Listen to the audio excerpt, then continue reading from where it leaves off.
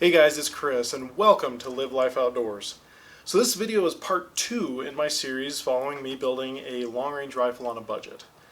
If you remember my last video, I went ahead and purchased a Savage Model 110 that I'm going to be stripping down.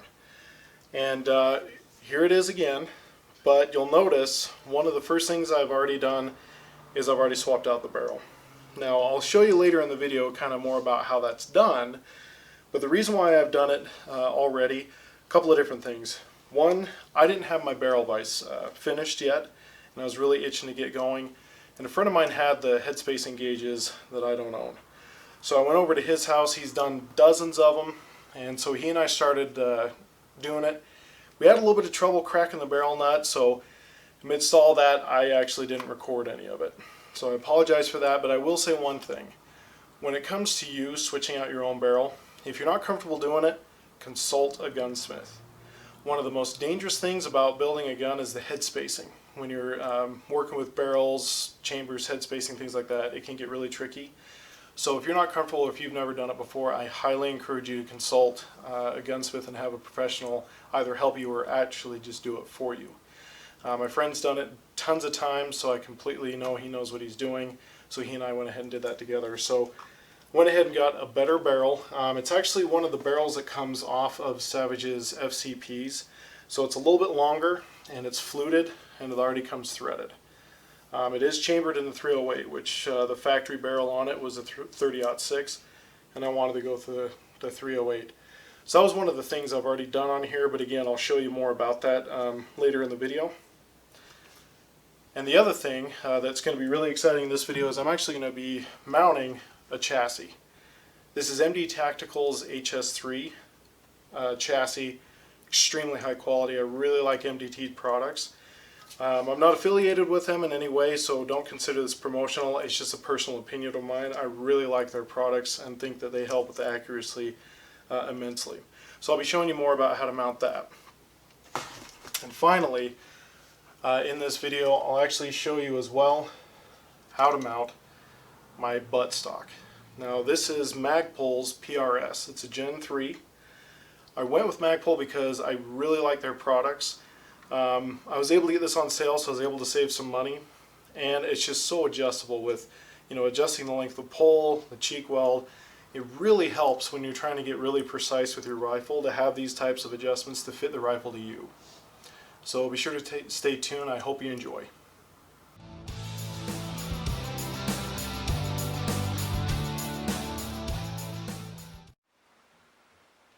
So this is one example of a barrel vise. I actually made this myself from some scrap material. Now, a couple of things to note. Obviously this isn't done, and this is just showing you basically what it's supposed to look like. So in here you're supposed to have some hardwood like oak or something like that, and this obviously isn't. I use this just for the demonstration of the video. These bolt down through my workbench, but obviously this is my kitchen counter, so just for as cool as that would be to have this in my kitchen, it's obviously just for showing you guys. So these would basically bolt underneath through my workbench, and then that way once you have your barrel, you lift the top plate up, slide your barrel in, and tighten these screws down really, really tight. Okay, now as you're putting the barrel into the vise, my advice is put your wrench on first, because once you get it on here it cannot come over past the recoil lug, and of course you can't put it in the vise. So then you'll put it in, get it tightened, and then you'll have to take it all apart again anyway. So put your wrench on the barrel, slide it all the way down, put the barrel into the vise. Now once you're in this position, you just slide your barrel onto your barrel nut and then you crack it free.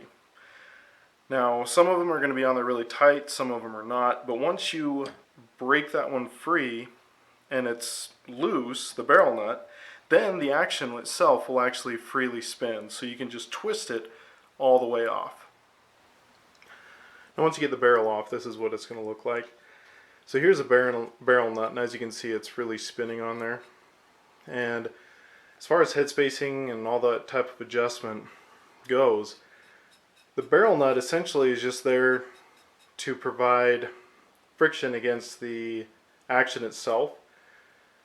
it doesn't do a whole lot with head spacing. Head spacing is all done by the threads when it threads onto the action by spinning it on there.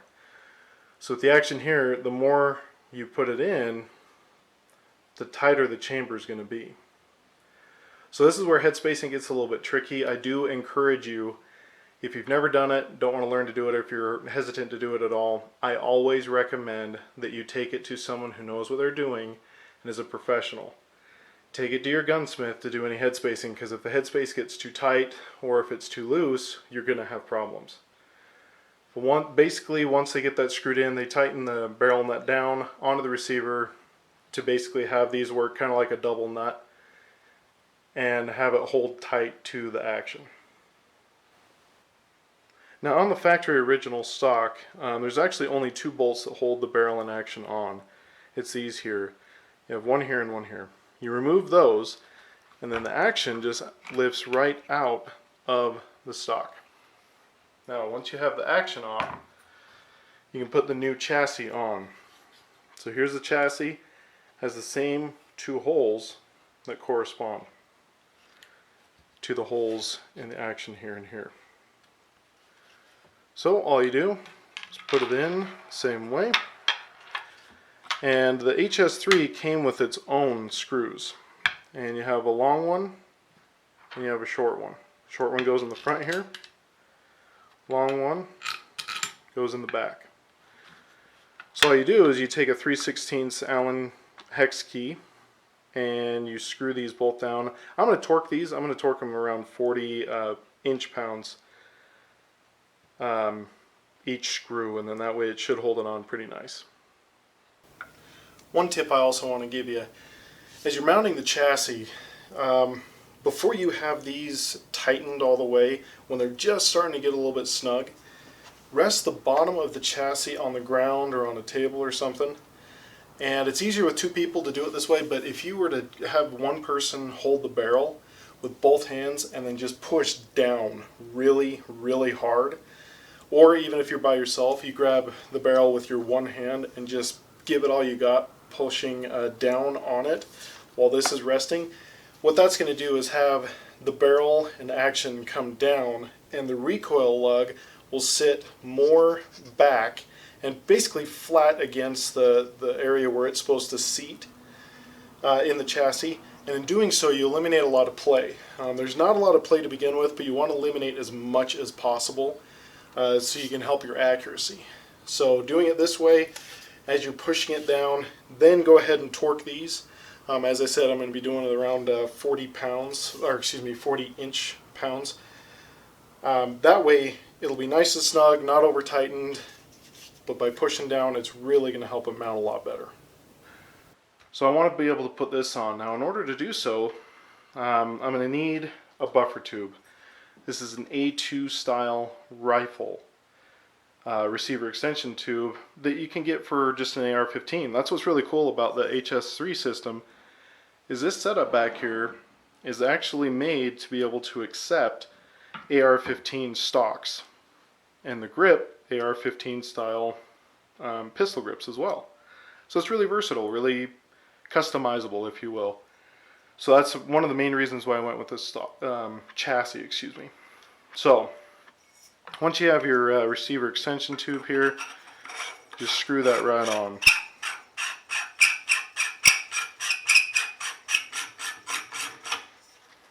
Get it really tight. Okay, so once you have that on, you need to install the buttstock. Now, the way you're supposed to do this is you're supposed to extend the butt pad as far out as possible, or at least a ways, so you can get in there and see what you're doing and get the screw to fit in. It's probably good enough. And then you have to loosen the true screws for the recoil pad.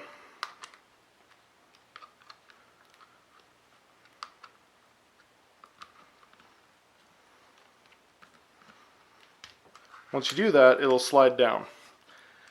Now you slide it down, you can get access to where the screwdriver needs to go into to screw in and essentially bolt down the stock onto the tube. Slide that on there. Okay, so I slid that all the way on. I actually had to stand it upright and push down, so really snug fit, which I like. So then you take your screw that comes with the stock, put that back there in the hole, put your screwdriver in from the back, and tighten it all the way in. So as you can see, a lot of work done and a complete transformation. Here's what it looks like now. Really, really happy with the way it looks. Kind of a quick breakdown I want to give you guys as far as cost is concerned. So the barrel I was able to get used. The guy I purchased it for, he had a bore scope, so we actually looked down it. It was in great condition. He told me that it came on a gun that he had bought that he was switching calibers for, kind of the same thing I was doing.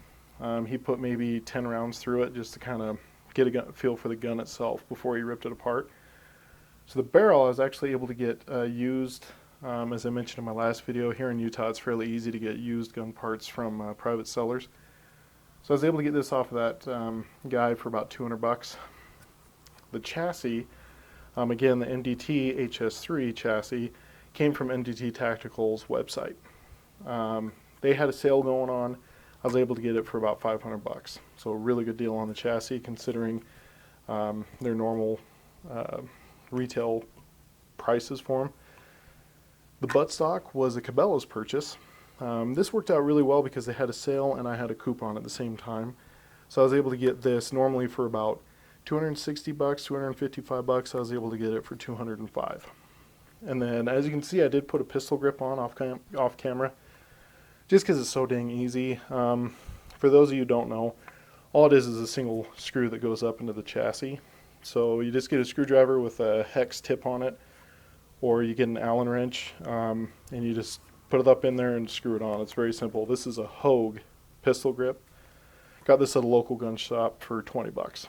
So all in all, it was really easy to put together. I'm really happy with how easy it was with the chassis to get everything exactly the way I wanted it and to get everything customized.